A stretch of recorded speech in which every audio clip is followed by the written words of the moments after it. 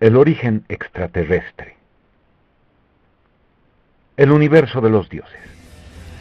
En esta parte introductoria vamos a servirnos de los mitos ancestrales para explicar el principio, es decir, donde comenzó todo, a partir de la llegada de una raza alienígena, completamente ajena al universo material. Y aclaramos, debemos comprender que los alienígenas no son locales, como la cultura nos los muestra, llegando de estrellas lejanas, otras galaxias, o dimensiones contenidas en este universo. No, ellos proceden de otro universo. Analicemos esto por un momento. Es muy importante comprender lo que queremos decir con nuestra afirmación anterior. Según los mitos bíblicos, que a su vez se inspiraron en mitos de otros libros sagrados mucho más antiguos, por ejemplo, la cosmogonía sumeria, la hindú o la egipcia, por citar solo algunas de las tradiciones ancestrales más antiguas que la Biblia. Este universo tendría un creador, ordenador, estructurador, regente, o como quiera llamarse a la causa primera que lo habría generado o creado.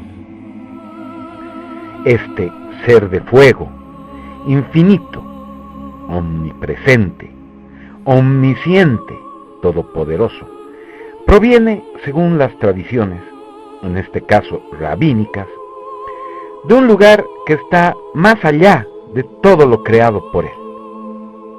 Este lugar, este otro universo, está asignado en el árbol sefirótico o cabalístico como el Ein Sof, el mundo de los dioses o el universo de los dioses. Para los antiguos griegos, el Ein Sof era Urano, padre de los dioses, que habría sido, según el mito, castrado por Cronos, uno de sus hijos, y con cuyo nombre los griegos denominaban al creador del universo material, y que luego, a su vez, sería castrado por Zeus, de manera similar. Sin lugar a dudas, es muy coincidente esta primera inducción. Los mitos sagrados son muy claros al respecto. Antes que la luz, que fue creada por el Creador, valga la redundancia, solo existía la oscuridad, entre comillas, que sería el mundo de los dioses, el otro lado. La luz creada es propia de este universo material. En los libros del extraordinario Immanuel Velikovsky, plagados de interpretaciones mitológicas para explicar el origen del sistema solar y las catástrofes que asolaron el planeta en tiempos remotos, teorías muy coherentes que desbaratan por sí solas todas las elucubraciones pseudocientíficas tejidas por ortodoxos mecanicistas como Carl Sagan. Se encuentra la protohistoria de la Tierra, cuando giraba como luna alrededor de Saturno. Saturno, en ese entonces, billones de años atrás, era un sol, irradiando suficiente energía como para activar la sopa primigenia, donde reposaba el prototipo Manu, Ictis, una de las matrices funcionales del homínido primitivo. Evidentemente coincidente con el mito antes descrito, la castración de Urano, Velikovsky afirma que Júpiter, Zeus, en una colisión dantesca, habría absorbido parte de la masa de su vecino, destruyendo muchas de sus lunas, que luego formaron los anillos de Saturno. Lo interesante aquí es que, dejando de lado el lenguaje mítico, interpretado a la luz de la astrofísica, donde podríamos afirmar que Urano, castrado por Cronos como ya vimos, se asimile al verdadero mundo celeste de donde proceden las potestades cósmicas divinas, o dioses, como Cronos. Logramos comprender el contexto de la llegada de otros dioses que a su vez desplazaron a Cronos, Saturno, cuando Zeus lo castra, significando la puesta en marcha de Chang, Shambhala, una gigantesca base extraterrestre que se interpone entre Cronos, el sol real, y su creación, siendo el sol amarillo que vemos, Sun, solo un tapasigno, una simple ilusión holográfica, una especie de cámara de entrada a la morada extraterrestre de Chang, Shambhala, donde impera Zeus y los dioses olímpicos, una faz de los alienígenas traidores que pactaron con el demiurgo Jehová Satanás, Cronos, Saturno, para regentar su creación. Para que los lectores comprendan mejor, los remitimos a la primera entrega de Proyecto OVNIS, la base antártica. Capítulo 12. Dos bandos, los alienígenas traidores y los liberadores. Página 62 de la versión digital.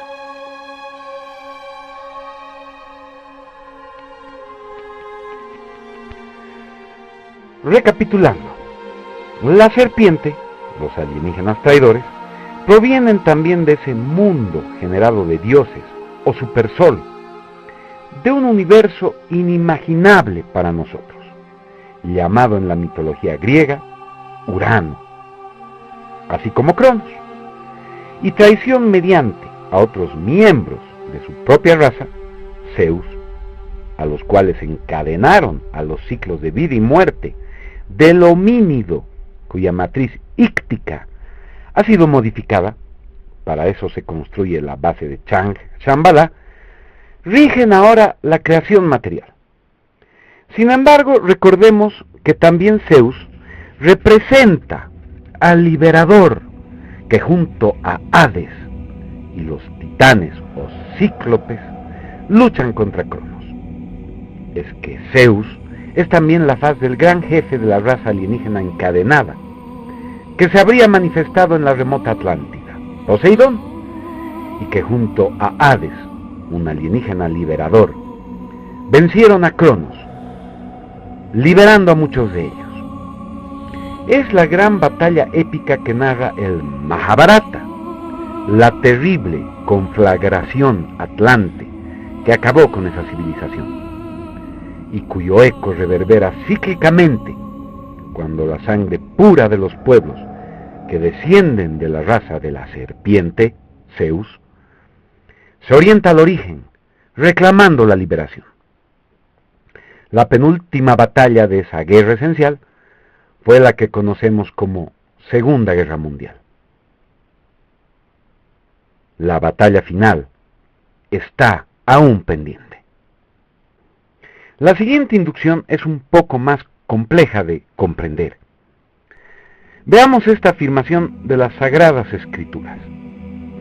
La serpiente era más inteligente que todos los animales que Jehová Dios había creado. Está claro que la serpiente no habría sido creada por Dios. Lo que no está claro es, ¿qué hacía una serpiente en el jardín del Edén? ¿Usted pondría una alimaña venenosa, una cobra o una tarántula en medio de sus niños? Evidentemente el mito nos sugiere, muy esotéricamente, que la serpiente sería una raza alienígena, llegada a este mundo y ajena a la creación, es decir, un extraño en casa ajena. Y no se nos puede pasar por alto que nadie entra a vivir en una casa ajena sin el consentimiento del dueño. En este sentido, a través del informe, veremos que una facción de esta raza extraterrestre habría pactado con el creador del universo material. En cuanto a la serpiente, recordemos que uno de los más reconocidos estudiosos de los alienígenas, el inglés David Icke, sostiene que esta raza alienígena tiene características reptiloides, es decir, serían serpientes. Muchos pueblos antiguos hablan de los dioses serpientes. Tal vez los más famosos dioses reptiloides son los Anunnaki sumerios y los Quetzalcóatl americanos. Kukulcán, el dios serpiente de la princesa Papán, que se manifestaba a través de una piedra pulida en basalto negro, una tecnología de transducción hiperdimensional desarrollada por los atlantes. En cuanto a los mitos simbólicos sumerios que tienen por protagonistas a Enlil, otro de los nombres de Cronos, Saturno, Jehová, Satanás, y Enki, su a veces colaborador y subordinado, aunque es primogénito, y otras su oponente acérrimo, sugieren que tendría el mismo signo ambivalente de Zeus en los mitos griegos. Ambos, Enki y Enlil, son representados con rasgos humanoides. Sin embargo, hay una tercera potestad sumeria, muy importante, que siempre es representada notoriamente reptiloide. Nos referimos a Inanna. ¿Por qué los alienígenas liberadores deciden ingresar por la puerta de Venus, asumiendo una forma reptiliana? Es una cuestión no solo interesante, sino vital para comprender un signo que ha sido distorsionado por agentes como David Icke y el comandante Clomro, entre otros, habiéndose convertido en una de las especulaciones culturales favoritas de una gran parte de los aficionados al fenómeno ovni. La forma reptiloide de algunos alienígenas. Bien, vamos a aclarar este tema ya. No es que los alienígenas, o algunos de ellos, pertenezcan a una raza o especie o biotipo reptil. No. Remitiéndonos nuevamente a la primera parte de este informe, ya demostramos que la visión de un universo plagado de razas alienígenas de la más diversa forma, psique y color es una estrategia de confusión que ha levantado la cultura para esconder el origen de la humanidad y el verdadero propósito de su permanencia en la materia. El universo material está construido con arquetipos universales. Un universo superestructurado, animado e inanimado. Su fundamento arquitectónico animado es la existencia bestial o animalesca.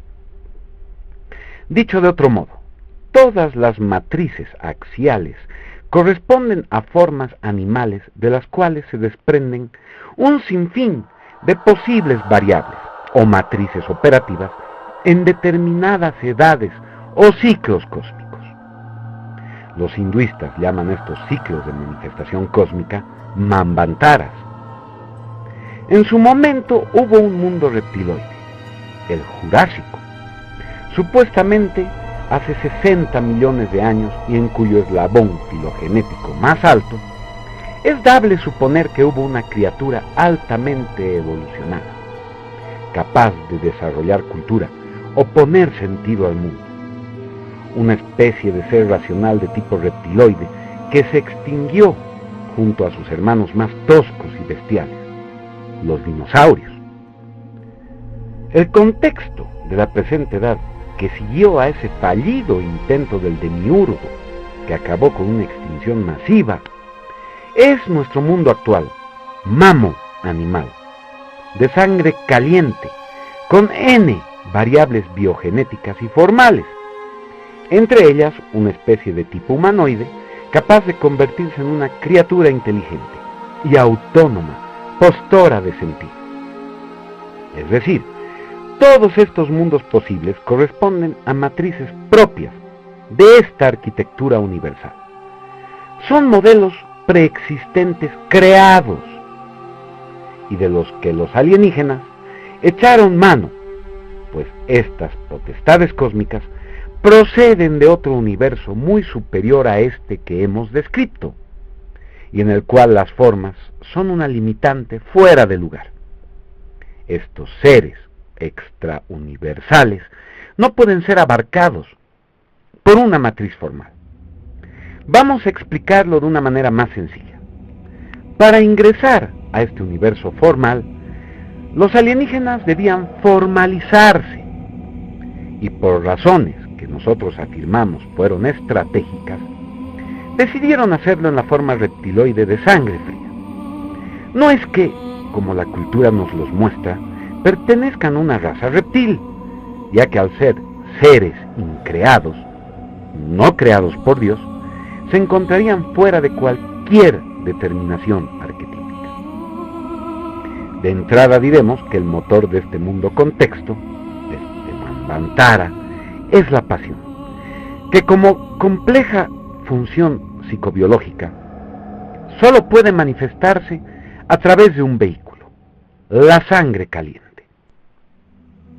Evidentemente, los reptiles tienen una característica esencial, su sangre fría, que los predispone a una hostilidad hacia el mundo contexto, ya sea en forma de agresividad o indiferencia. Por ese motivo fueron exterminados. Lógico, mal puede ponerle sentido al mundo o desarrollar cultura una criatura que por su morfología no requiera de un complejo sistema cerebroespinal y por ende posea un incipiente animismo, solo referido a un básico instinto de conservación. Un mamífero, al contrario de un reptil, tiene una mayor estructura cerebroespinal, por lo tanto un sistema linfático con capacidad de mayor flujo, que implica un órgano cardíaco mucho más desarrollado. Todo este conjunto produce una constante orgánica, la sangre caliente, un sistema nervioso más sensible, capaz de servir de contraparte física a una esfera psíquica más compleja. Con esto, el animismo, en principio, simple acto reflejo del organismo, puede mutar a una especie de conciencia de sí. Es en ese momento donde la estructura psíquica ya tiene la capacidad de registrar las vivencias como parte del contexto. Es decir, jamás podrá cuestionar su existencia fuera de él. Por esa razón los alienígenas, liberadores, eligieron la forma reptiloide, para evitar la confusión de estados existenciales. Dicho de otra manera, evitar ingresar al sistema como mera parte. Ampliaremos esta escabrosa cuestión más adelante cuando abordemos la creación, por parte de los alienígenas, del ser humano. Disensión en el bando alienígena. Esta inducción está referida a una disputa que se habría generado entre los jefes de esta raza alienígena, y que también está claramente reflejada en los mitos ancestrales de los pueblos antiguos. La guerra del Mahabharata, de la tradición indoaria, la guerra entre dioses y titanes, de la tradición griega, el conflicto entre Osiris y Set, en la egipcia, la guerra entre ángeles caídos y ángeles rebeldes en el judío cristianismo, etc., sugieren esta posibilidad. Lo que no queda claro es ¿por qué se produjo la división entre los alienígenas? Pero por los mitos sagrados podemos suponer que se debió a la decisión de algunos de ellos de permanecer en el mundo material y descender a los mundos inferiores para experimentar una existencia animalesca, animando un cuerpo humanoide modificado genéticamente a partir de un homínido muy primitivo natural del planeta. De ahí proviene el mito de los ángeles caídos, que se enamoraron de las hembras del homínido, previamente modificadas por ellos para que sean agradables a su mirada, tomarlas por parejas y copular con ellas. El dilema era que esta raza alienígena no procreaba, puesto que al ser inmortal y no requerir de procesos de reproducción, era ajena a esta condición animal. Es decir, la función sexual para ellos no tenía un afán reproductivo, pero la matriz funcional de la criatura telúrica sí. Entonces, si encarnar un cuerpo mamífero con una desarrollada estructura psicobiológica implicaba la confusión de estados de ser, ahora podemos comprender la tremenda hostilidad que los alienígenas experimentaban a la hora de interactuar como humanos en el mundo creado, pero también la conformidad de algunos de ellos en permanecer aquí para el disfrute de esos estados, por lo que, justamente, se los denominó como traidores al origen extraterrestre del espíritu. Veamos esta revelación del Evangelio Cátaro. Y reflexionando entre sí, quiso hacer al hombre a su imagen, y ordenó al ángel del tercer cielo que entrase en un cuerpo de barro. Y tomando una porción de ese cuerpo, hizo otro cuerpo en forma de mujer, y ordenó al ángel del segundo cielo que entrase en el cuerpo de la mujer. Y los ángeles lloraban al verse revestidos de una forma mortal y diferente de la que siempre les había correspondido. Mas él los mandó a ejecutar la obra carnal en sus cuerpos de barro, sin que ellos comprendiesen que cometían pecado.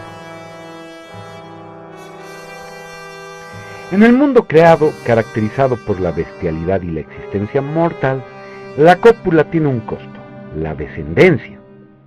Según la misma Biblia, Génesis 6, este cruzamiento habría generado una raza de gigantes o héroes.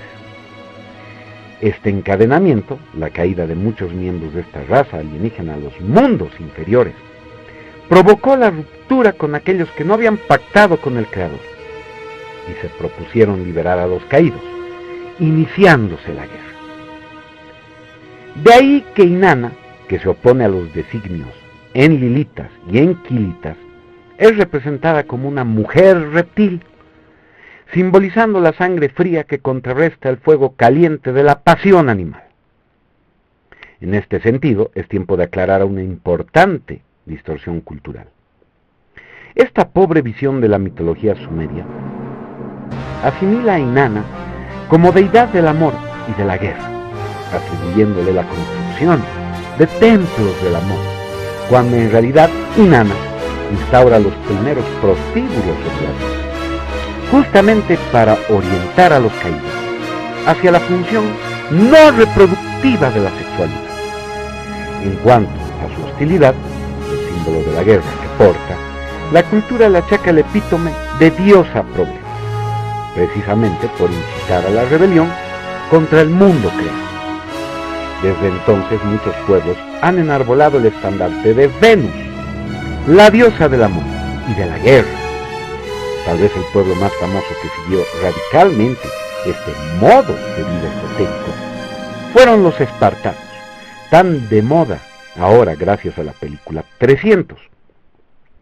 Es importante destacar aquí que en la actualidad todos los pueblos del planeta han aceptado un modo de vida cultural alentado por los alienígenas traidores, olvidando el modo de vida estratégico legado por la contraparte, los liberadores. Sin embargo, cuando existen las condiciones para que rebrote este recuerdo ancestral, ocurre el increíble encuadre de alguna nación al modo de vida estratégico.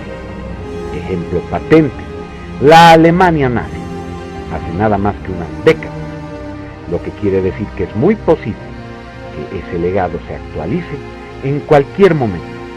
De ahí la tenaz campaña de difamación y estigma que la sinarquía sostiene desde los centros del poder mundial, siempre presta para reprimir esta seria amenaza capaz de desestabilizar sus planes hegemónicos, como ya quedó en evidencia. Acercamiento noceológico a las características de una raza alienígena. La siguiente aclaración está referida a un aspecto de forma importante que vamos a explicar sintácticamente. Esta raza alienígena no requeriría de ningún tipo de nave o artefacto para trasladarse interdimensionalmente entre universos, pero la decisión de descender a los planos inferiores más densos, es decir, manifestarse en el mundo animal los habría obligado a revestirse de cuerpos, y es en esta instancia que habrían construido naves espaciales para trasladarse interdimensionalmente con esos cuerpos en estas regiones infernales o mundos inferiores. Aquí tenemos el origen de los vimanas, naves voladoras, y ovnis. Constituye un grave error estratégico imaginar a los alienígenas, que en realidad son inmensurables y terribles potestades extraterrestres, corpóreos y humanoides, seres morales, incluso emocionales. Eso equivaldría a tomarlos por criaturas, que es lo que efectivamente sucede. Basta con ver la serie Alienígenas Ancestrales para notar cómo los especialistas miden a estos seres desde parámetros culturales, siendo que están muy por encima de la capacidad traductiva que el lenguaje vulgar y corriente tiene para expresar realidades superiores, y no importa el idioma del que se trate. Si los alienígenas tuvieron la capacidad para entrar por un portal hiperdimensional, llamado en sabiduría hiperbórea Puerta de Venus, si pueden transitar dimensionalmente a discreción en los mundos contextos que hacen a la realidad ilusoria de este universo material, si están fuera de las determinaciones espacio-temporales, y aunque necesiten elegir una forma para manifestarse, todas estas facultades evidencian que no requieren cuerpos materiales, o mejor dicho, que están más allá de la forma. Entonces, la cosa va así. Los alienígenas liberadores se ven obligados a revestir formas arquetípicas, principalmente de deidades paganas, antagónicas al Dios creador y otras formas hostiles, para llevar adelante estrategias de liberación con los pueblos que asumen una forma de vida estratégica.